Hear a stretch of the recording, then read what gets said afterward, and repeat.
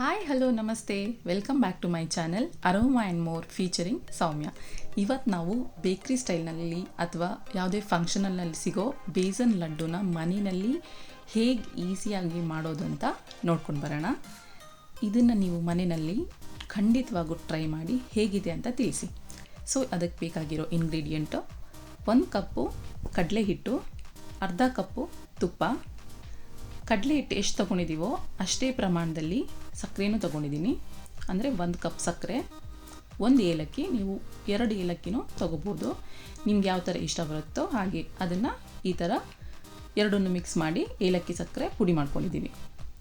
ಯಾವ ಪ್ಯಾನ್ನಲ್ಲಿ ನೀವು ಇದು ಬೇಸನ್ ಲಡ್ಡು ಮಾಡ್ತೀರಲ್ವೋ ಅದೇ ಪ್ಯಾನ್ಗೆ ಈ ಥರ ಹಸಿ ಕಡಲೆ ಹಿಟ್ಟನ್ನು ಹಾಕಿ 3ರಿಂದ 4 ನಿಮಿಷ ಚೆನ್ನಾಗಿ ಹಸಿ ವಾಸನೆ ಹೋಗೋವರೆಗೂ ಫ್ರೈ ಮಾಡ್ಕೋಬೇಕು. ಅದಕ್ಕೆ ಏನೂ ಆ್ಯಡ್ ಮಾಡ್ಕೊಳ್ಳೋಕ್ಕಿಲ್ಲ. ಈಗ 4 ನಿಮಿಷದವರೆಗೂ ಆಗಿದೆ. ನೀವು ನೋಡ್ಬೋದು ಕಲರ್ ಸ್ಲೈಟಾಗಿ ಚೇಂಜ್ ಆಗಿದೆ. ಈ ಟೈಮಲ್ಲಿ ಅರ್ಧ ಕಪ್ ತುಪ್ಪ ಏನಿದೆ ಇದನ್ನು ಮೆಲ್ಟ್ ಮಾಡ್ಕೊಂಡಿರೋದು ಹಾಗೇನೂ ತೊಗೋಬೋದು. ಅದನ್ನು 1 ಸ್ಪೂನಷ್ಟು ಮಿಗಿಸ್ಕೊಂಡು ಲೋ ಫ್ಲೇಮಲ್ಲಿ ಎಲ್ಲ ತುಪ್ಪನ ಹಾಕಿಬಿಟ್ಟು ಈ ಥರ ಮಿಕ್ಸ್ ಮಾಡ್ತಾ ಇರಬೇಕು. ಇದು 15ರಿಂದ 20 ನಿಮಿಷ ಮಿಕ್ಸ್ ಮಾಡ್ಕೊತಾ ಇರಬೇಕು. ಸ್ವೀಟ್ನಲ್ಲಿ ಎಲ್ಲರಿಗೂ ಗೊತ್ತಿರೋ ಹಾಗೆ ಮೇಯ್ನಾಗಿ ಬಂದುಬಿಟ್ಟು ನಾವು ಏನು ತುಪ್ಪ ಆ್ಯಡ್ ಮಾಡಿರ್ತೀವೋ ಆ ತುಪ್ಪ ಎಲ್ಲ ಮಿಕ್ಸ್ ಆಗಿಬಿಟ್ಟು ರಿಟರ್ನ್ ಅದು ಬಿಡ್ಕೋತಾ ಬರಬೇಕು. ಆವಾಗ ನಿಮ್ಮ ಸ್ವೀಟು ರೆಡಿಯಾಗಿದೆ ಅಂತ ಅರ್ಥ. ನನ್ನ ಚಾನಲ್ನಲ್ಲಿ ಬೇರೆ ಬೇರೆ ಸ್ವೀಟ್ ರೆಸಿಪೀಸ್ ಮಾಡಿದ್ದೀನಿ. ಸೊ ಎಲ್ಲದಕ್ಕೂ ಮೇನ್ ಬಂದುಬಿಟ್ಟು ಇದೇ ಟೆಕ್ನಿಕ್ ಬಂದಿರುತ್ತೆ. ಹೊಸದಾಗಿ ಅಡುಗೆ ಕಲಿಯೋರಿಗೆಲ್ಲ ಇದು ಹೆಲ್ಪ್ ಆಗುತ್ತೆ. ನೋಡಿ ಇವಾಗ ಕೈ ಆಡಿಸ್ಕೊತಾನೆ ಇದ್ದೀನಿ. ನಿಮ್ಗೆ ಮಿಡ್ಲಲ್ಲಿ ಸ್ವಲ್ಪ ಟಯರ್ಡ್ ಆಗುತ್ತೆ ಅಂತಂದರೆ ಒಂದು 15ರಿಂದ 20 ಸೆಕೆಂಡ್ ಬಿಟ್ಬಿಟ್ಟು ಮತ್ತೆ ತಿರುಗ್ಕೊಳ್ಳಿ. ಇವಾಗ ಒಂದು 10 ನಿಮಿಷ ಆಗಿದೆ. ಮತ್ತೆ ಆ ಮಿಗಿಸ್ಕೊಂಡಿರೋ 1 ಸ್ಪೂನ್ ತುಪ್ಪನ ಮತ್ತೆ ಆ್ಯಡ್ ಮಾಡ್ಕೊತಾ ಇದ್ದೀನಿ. ನೋಡಿ ಇವಾಗ 15 ನಿಮಿಷ ಆಗಿದೆ. ತುಪ್ಪ ಲೈಟಾಗಿ ಬಿಡ್ಕೋತಾ ಬಂದಿದೆ. ಇದು ಇನ್ನೂ ಸ್ವಲ್ಪ ಬಿಡ್ಕೋಬೇಕು. ಅಂದರೆ 20 ನಿಮಿಷದಲ್ಲಿ ಕರೆಕ್ಟಾಗಿ ಮುಗಿಯುತ್ತೆ. ಈ ಟೈಮಲ್ಲಿ ನೀವು ಗ್ಯಾಸ್ ಆಫ್ ಮಾಡಿಬಿಟ್ಟು 80ರಿಂದ 90% ಅಷ್ಟು ಈ ಮಿಕ್ಸ್ಚರು ತಣ್ಣಗಾಗಕ್ಕೆ ಬಿಡಬೇಕು. ಬಿಸಿ ಮಿಕ್ಸ್ಚರ್ಗೆ ಸಕ್ಕರೆ ಹಾಕಂಗಿಲ್ಲ. ಸೊ ಈ ಟೈಮಲ್ಲಿ ನೀವು ಇವಾಗಿದು ತಣ್ಣದಿದೆ.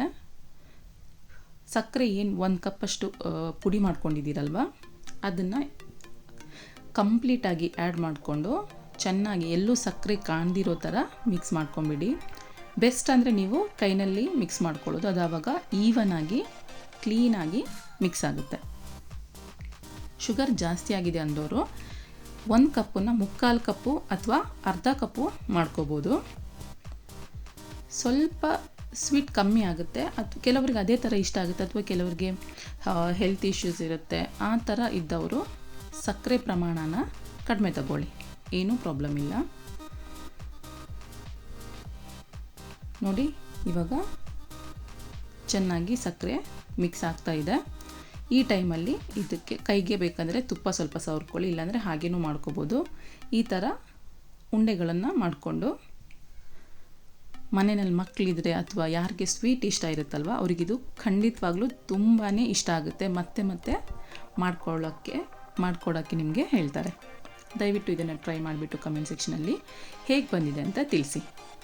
ನಾನು ಬೇರೆ ಸ್ವೀಟ್ಗಳನ್ನು ನನ್ನ ಚಾನಲಲ್ಲಿ ಹಾಕಿದ್ದೀನಿ, ಕನ್ನಡ ಮತ್ತು ತುಳು. ದಯವಿಟ್ಟು ಪ್ಲೇಲಿಸ್ಟಿಗೆ ಹೋಗಿ ನೋಡಿದ್ರೆ ನಿಮಗೆ ಕಾಣಿಸುತ್ತೆ. Veg recipes, non veg recipes ಹಾಗೆ ಇದೇ ಥರದ ಎಲ್ಲ ಸ್ವೀಟ್ ರೆಸಿಪಿಗಳನ್ನು ಅಪ್ಲೋಡ್ ಮಾಡ್ತಾ ಇರ್ತೀನಿ.